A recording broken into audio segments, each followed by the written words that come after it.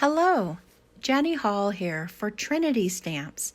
Today is release day for the holiday release, the warm and cozy release from Trinity Stamps. Be sure to comment on this video for a chance to win a gift certificate to the Trinity shop. The stamp set I'm featuring is called Cottage Kitchen Stamps and Coordinating Dies. I'm also featuring another new product, and that's the Foundations Oval Stencil Set. These stencils are not just an oval, they also have an etched line in order to place it properly on your card base so that you know you're getting your shape right in the middle, in the exact place that you want it. Unless you would like it to be offset, and in that case, don't follow the grid lines. I'm very thankful for those grid lines because they really help me. I've secured the card base in place with some purple tape and then secured the stencil with some purple tape on top of that, but pixie spray would also work really great. I have a very fun color combination of Distress Oxide inks. This is Squeezed Lemonade, Abandoned Coral, and Wilted Violet. This is a really fun look, and I thought it would be pretty for the inside of a kitchen area. After the ink blending is on the card base, I used a little spritz of water and picked up the drops just to give some interest in the background.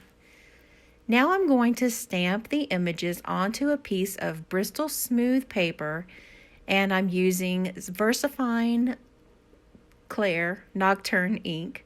And once they're stamped, I will quickly sprinkle on some clear embossing powder from Ink On 3. This is a detailed embossing powder and works perfectly for my stamped images.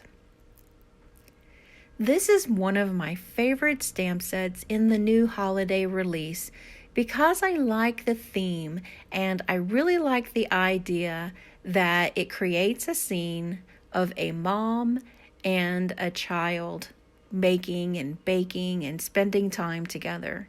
I like to spend time with one of my sons in particular because he is very adept at mixing and really wants to be involved. So this stamp set really speaks to me. I'm going to color with the Zig Cleancolor Realbrush pens and just follow the darker colors around the outside of the image and then bring a lighter color in to blend that out and give it a little bit of a look of a contour. Now you may notice that on that background countertop, I took several brown pens and just kind of scribbled them in horizontal lines and then took a much lighter shade of brown and went over that, and it just spread the color out. And that's good enough just to give me the look of a wood counter or wood type of counter. And then I'm going to create the shoes and the dress, both with the same colors of pink, and give a little pink nose, and then make some gray that I've spread out with a vanilla pen on some of the other images.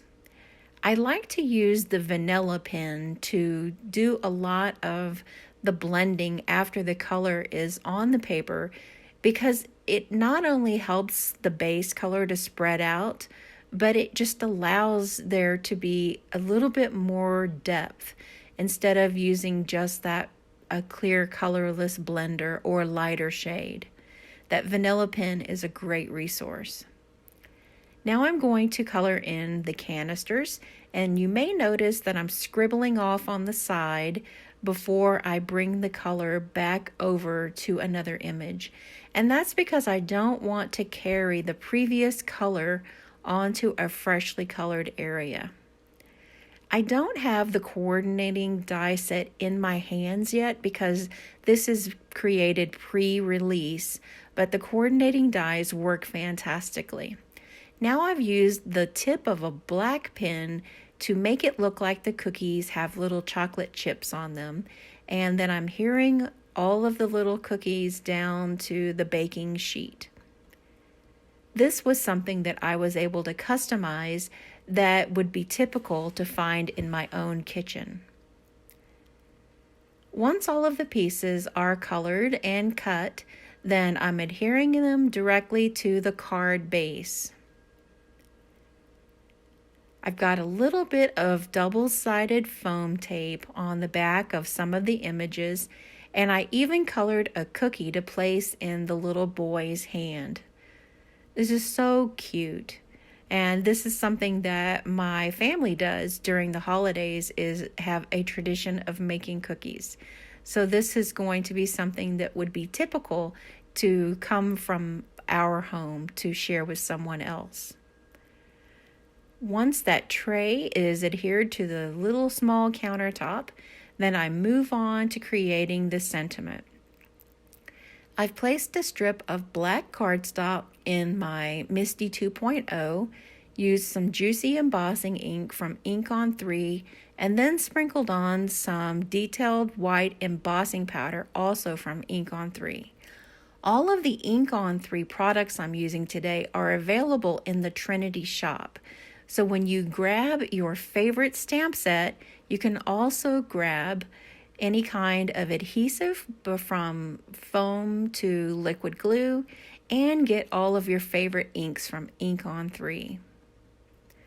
I'm going to finish it off with some little sequins that are just so cute. These are the Soapy bubbles, and that is our card. Be sure to comment on this video and subscribe to my channel in order to be entered into the giveaway. Trinity Stamps is going to be giving away some gift certificates, and I would really love it if you had a chance to win. Thank you so much for watching, and be sure to click the link in the top video line so that you can get to the next video.